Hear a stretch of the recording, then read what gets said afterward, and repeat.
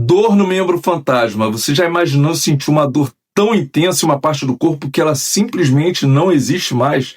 Bom, eu sei que parece impossível e eu vou contar uma história de uma mulher que ela, ao passar a mão no rosto, ela sentia a mão fantasma se mexer. O que eu vou te contar revela um dos fenômenos mais misteriosos e ao mesmo tempo mais fascinantes que envolve o cérebro humano. Então fica comigo porque nos próximos minutos você vai descobrir como o cérebro ele pode criar sensações inteiras praticamente a partir do zero, e isso vai mudar a forma como você entende a dor, a memória e até mesmo a sua identidade corporal. Bom, essa história ela começa com uma mulher que sofreu um acidente terrível, tá?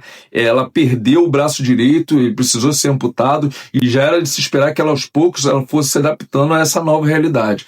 Mas o que se percebeu foi algo totalmente imprevisível. Mesmo sem o braço dela, ela continuava a reclamar e a sentir a mão que foi amputada, tá? E ela sentia também, além disso, coceiras, movimentos e até temperatura. Isso estava acompanhado sempre de uma dor muito forte, uma dor que parecia estar impregnada ali dos músculos que já não estavam ali naquele local. Era como se o corpo físico tivesse desaparecido, mas o cérebro não tivesse recebido essa informação. Essa sensação, inclusive, ela ganhou o nome de mão fantasma. Mas o que intrigava os especialistas na época era a intensidade desse sofrimento. Como tratar uma dor que não vem de tecidos ou nervos periféricos, mas de um mapa mental temoso e perfeitamente vivo? Bom, mas antes de eu continuar com a parte mais bizarra de toda essa história, aquela que vai explicar por que o cérebro pode prender alguém a uma dor que nem pertence mais ao corpo, eu preciso te fazer um convite. Bom, se inscreve aqui no canal, ativa o sininho de notificações, é rapidinho, tá? Enquanto eu tô falando aqui, porque nos próximos minutos a explicação que vem, ela pode literalmente fazer você querer rever esse vídeo e querer compartilhar ele com outras pessoas, porque realmente é algo totalmente inusitado. A revelação ela trouxe que a dor ela não estava na mão, ela estava na verdade no mapa do cérebro, tá? E aqui vai entrar um dos maiores pesquisadores de neuroplasticidade da atualidade, o Ramachandran, tá? E ele propôs algo que seria revolucionário. Ele disse que aquela dor que ela sentia não estava na mão que se foi, ela estaria no mapa cerebral que ainda acreditava que ela estava viva, que ela existia naquele corpo, tá? E esse mapa ele fica no córtex somatosensorial, que seria ali tipo uma espécie de um atlas vivo que nós temos do corpo. Cada parte tem uma representação própria e quando uma parte do corpo ela desaparece repentinamente, esse mapa ele não é apagado de imediato, tá? Pode ser que ele entre quase que em um colapso. Ele fica abandonado, mas ao mesmo tempo ele permanece ativo. E é aqui que a neuroplasticidade ela acaba mostrando o seu lado mais inesperado. Quando um mapa mental ele fica vazio, o cérebro ele tenta preenchê-lo à força e isso vai criar sensações que não vêm mais necessariamente daquele corpo.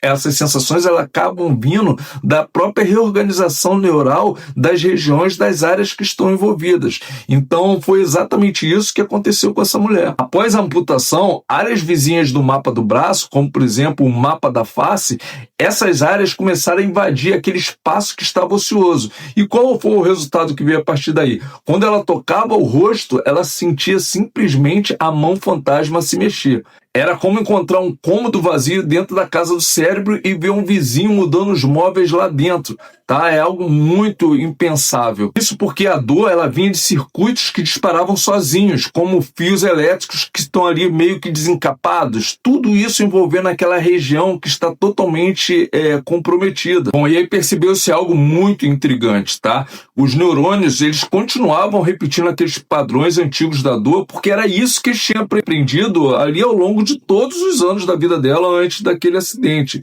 Essa é a chamada plasticidade negativa, que ocorre ali quando o cérebro ele começa a reforçar padrões ruins apenas porque ele está acostumado com esses padrões, tá? Ele está acostumado com esses comportamentos. Para você ter uma ideia, a nível de plasticidade, o cérebro ele prefere repetir algo errado do que ficar sem referência nenhuma. É por isso que traumas, dores e hábitos destrutivos são tão difíceis de se apagar. Não é fácil, a gente sabe disso. Mas então, como que a gente consegue mudar todo esse mapa, essa estrutura leitura desse mapa mental? Como convencer o cérebro de que aquela mão não está mais ali? E é aqui que vem uma das soluções mais geniais da história da neurociência moderna, que ficou conhecida como a caixa de espelho, que seria uma solução, uma ideia simples, mas que ressignificou como que o cérebro funciona, tá? O Ramachandran, ele criou uma caixa com um espelho e a paciente, ela colocava o braço real dentro da caixa e via o reflexo como se fosse o braço amputado. Bom, quando ela movia o braço existente, o cérebro via o reflexo e acreditava que o braço fantasma também estava se movendo.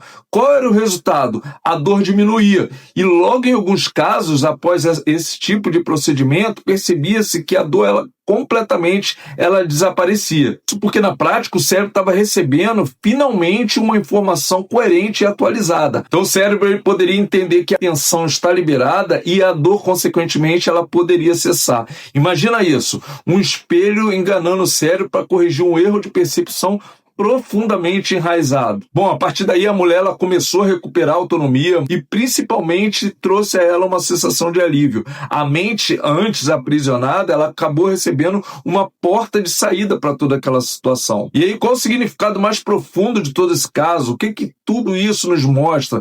Bom, primeiramente que o cérebro ele é capaz de criar dor sem lesão. Isso é importante que seja dito. Depois que mapas sensoriais eles podem sobreviver mesmo sem uma parte do corpo, tá? Isso aí é o que o caso específico nos traz.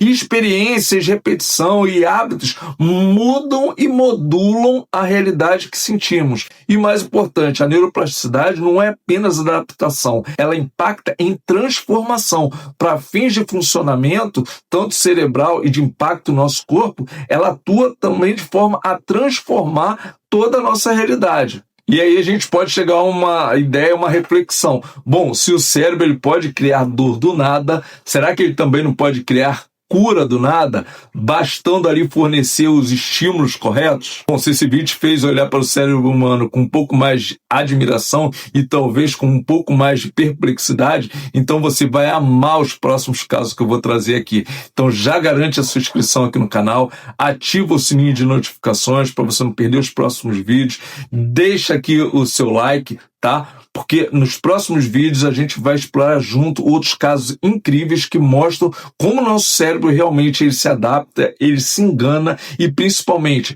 como que o nosso cérebro ele consegue ao longo do tempo se transformar, tá? Então fica o convite, te aguardo por aqui e até o próximo vídeo. Olha, principalmente se você tem mais de 40 anos igual a mim, você não pode perder esse vídeo, assista até o final.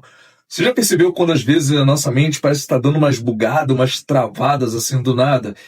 Tipo como se você percebesse que nada está fazendo mais sentido, que até aquelas tarefas que você estava acostumado a fazer, coisas que você gostava bastante, que nada disso, tudo isso parece que ganha um peso muito grande para você executar. Mas eu quero fazer um alerta para você, porque na verdade isso não se trata de frescura. Na verdade, o que está acontecendo com você é um esgotamento mental mesmo. O seu cérebro está te dizendo assim com todas as letras claramente, cara, chega, eu preciso de uma pausa, tá? E hoje o que eu vou querer te mostrar aqui nesse vídeo é exatamente o que está acontecendo dentro da sua mente quando você chega a esse ponto, a esse colapso que você não consegue nem mais organizar suas ideias da melhor maneira possível, você está o tempo inteiro ali bombardeado de estímulos e tudo isso parece que está te desorientando, porque na verdade o que acontece é que o cansaço mental ele é muito diferente do cansaço físico, tá? E o que a gente pode fazer para recuperar, na verdade, é criar exatamente um conjunto de estratégias que eu vou te apresentar aqui nesse vídeo,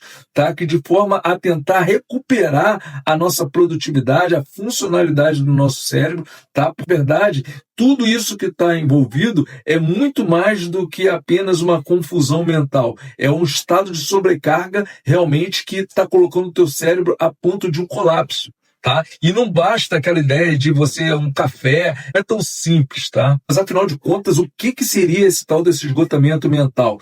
O esgotamento mental, na verdade, ele é resultado de toda uma sobrecarga que dura muito tempo, tá? Na verdade, ela não acontece do nada, tá? E é quando você passa, às vezes, dias, semanas, às vezes até meses, exigindo muito mais da sua mente do que ela tem condições de entregar. E nesse quadro o que a gente percebe é que a concentração vai embora, a memória falha, você acaba sentindo ali aquela mistura de cansaço, irritação, vazio. É como literalmente o seu cérebro ele entrasse no modo de economia de energia, só tentando sobreviver a cada dia que passa. Ah, tudo bem, mas aí você pode estar se perguntando o que está acontecendo dentro do cérebro para que toda essa confusão esteja ocorrendo. Quando a gente vive sob pressão constante, principalmente, o corpo ele vai liberar principalmente dois hormônios que são o cortisol e a adrenalina.